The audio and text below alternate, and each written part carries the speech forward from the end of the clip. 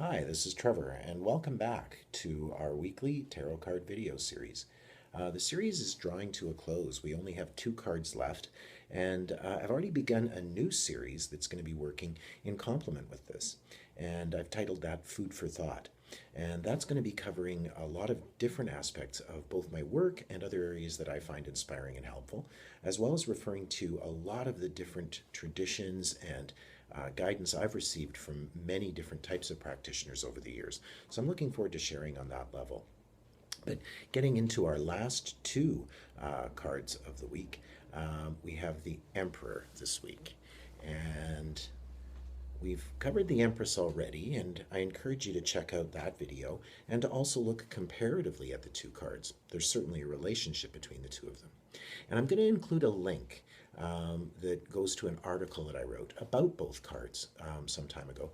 And it references the fact that the Empress is oftentimes referred to as maternal energy, and the Emperor is referred to as patriarchal quite often. Now, you notice the difference.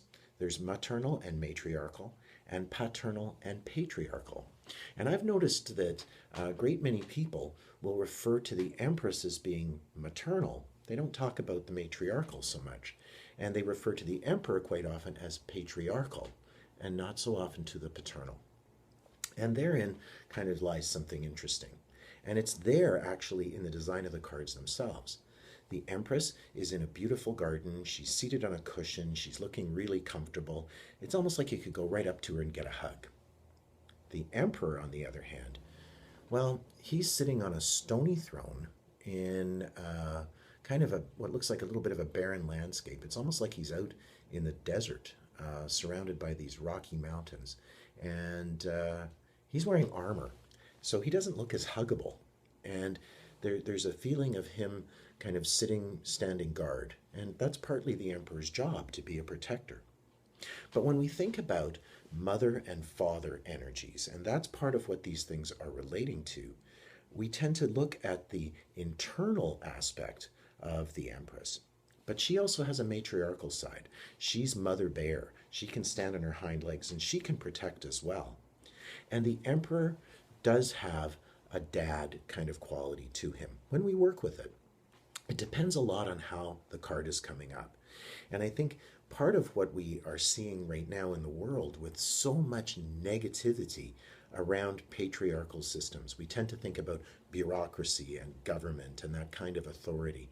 And we're not feeling that sense of connection. It seems to be something that should be doing its job, but it isn't.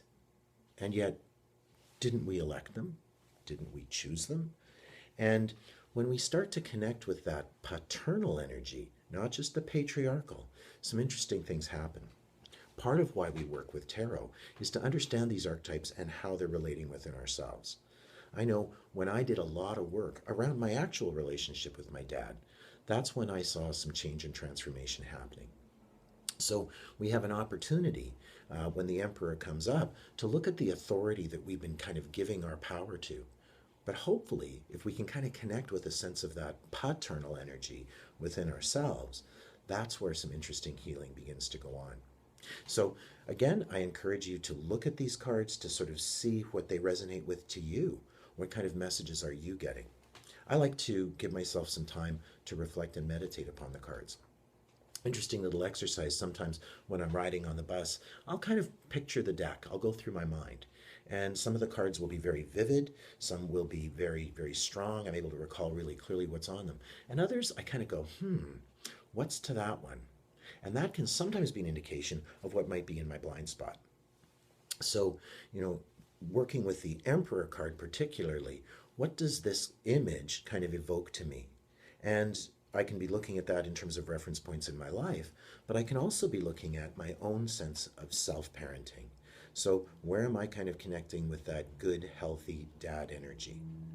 Just some random thoughts. And I encourage everybody to kind of do your own digging, do your own searching. And there's lots of great resources out there. If you're interested in booking an appointment with me, by all means, check out my website at trevorsense.com. Lots of interesting things in the works. Take care, and we'll look forward to sharing our last card of the week next week. And also watch for that new series, Food for Thought. Take care. Have a great day. Bye for now.